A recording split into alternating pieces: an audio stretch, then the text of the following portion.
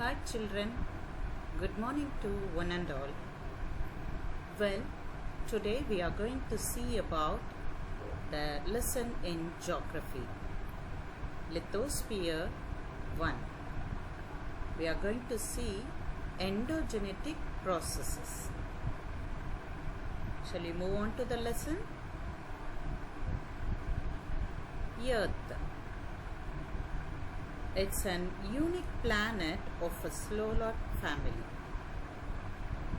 which is composed of 4 spheres. The 4 spheres are lithosphere, atmosphere, hydrosphere, and biosphere.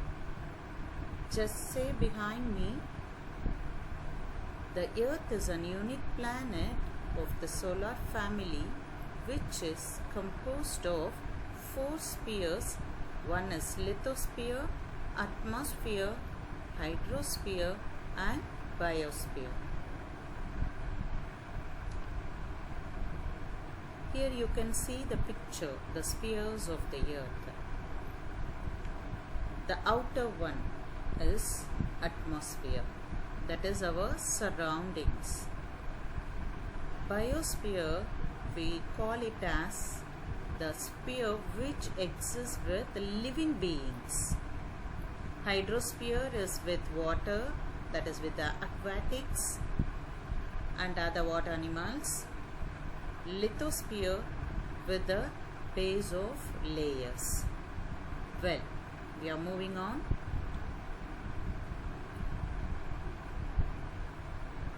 This sphere of Earth has been divided into a biotic sphere and biotic sphere. What is a biotic sphere? Biotic sphere is called as living organism, and abiotic is with non-living things. So here we can see the slide.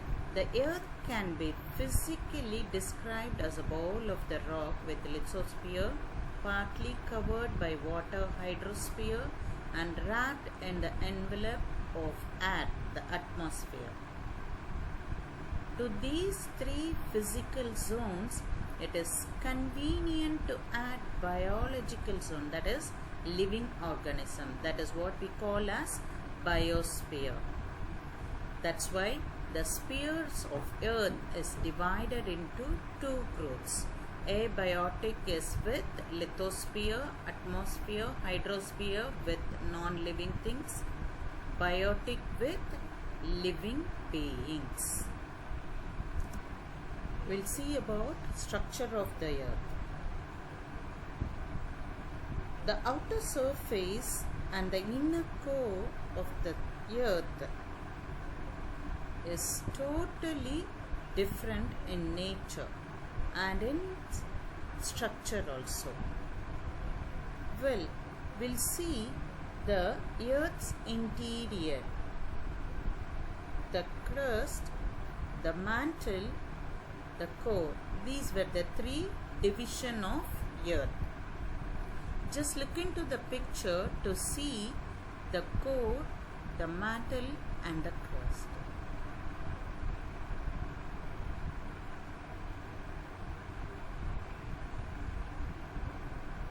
The crust is the outer layer.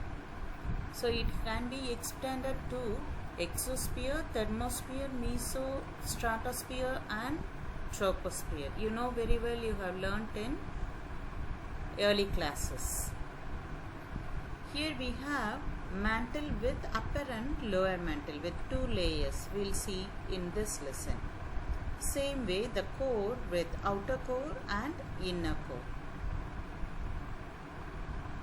This is what is the structure of the Earth and also the layers of the Earth. You can have a clear view in your book also. The crust. It's an outer layer of the Earth where we live. It's also called as the skin of the earth.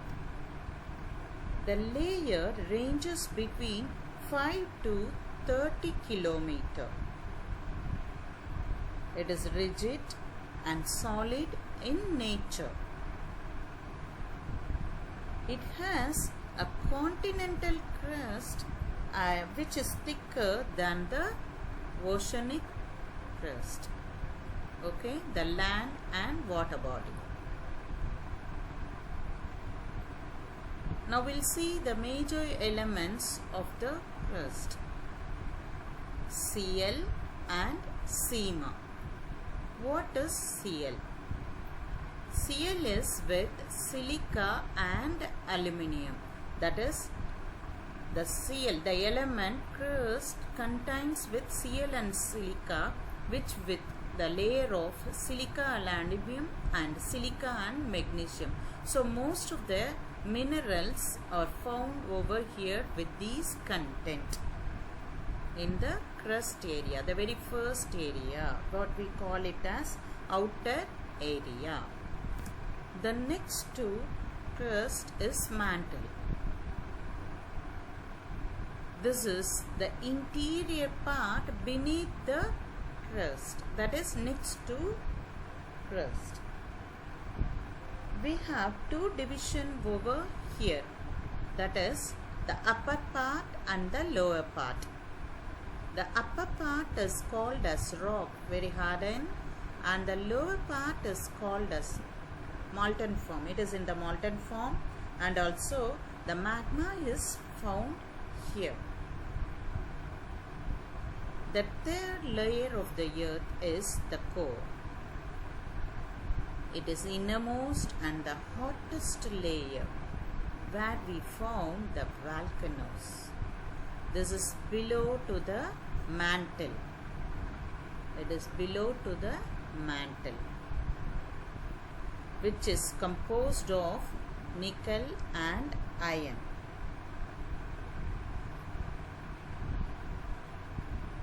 So the minerals found here are nickel and iron. This is again divided into two: solid inner core and liquid outer core. So the core has been given in a solid form as well as in the liquid form. The solid is found in the inner core of the inner part of the core, and the liquid is found in the outer part of the core. In this core, we see the gravitational force as well. We'll move on to the gravitational force. Why the earth is held up with gravitation? Because of the presence of large quantity of iron content in the core, that is to the interior part of the earth. Since the presence of large quantities of iron, it is responsible for the earth's gravitational force. Also, to say with it, the earth rotates on its own axis. You might have learnt in early classes.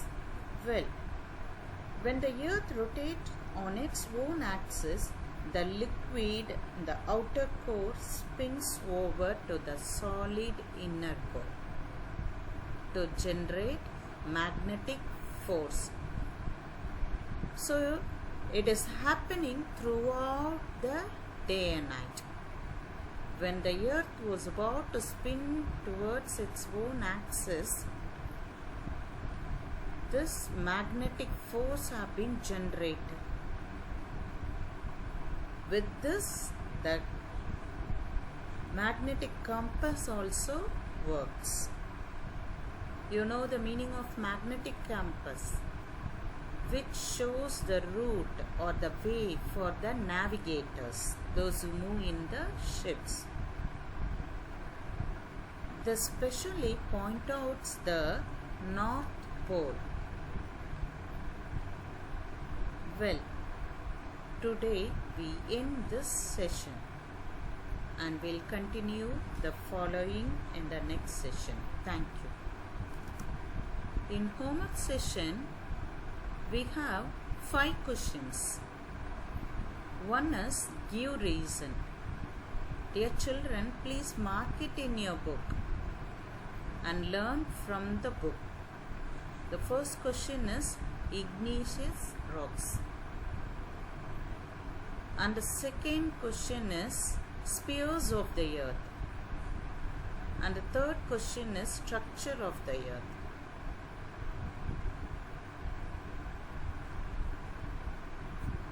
We have a detailed answer with the structure of the earth. Okay, so the detailed answer has been marked with the full paragraph and continued in the next pages. The crust, what we have marked over here, mantle, core. Thus we end, and before that we have one more question. Distinguish core and crust, what we have marked in the detail. Learn the same answer. So altogether 5 questions.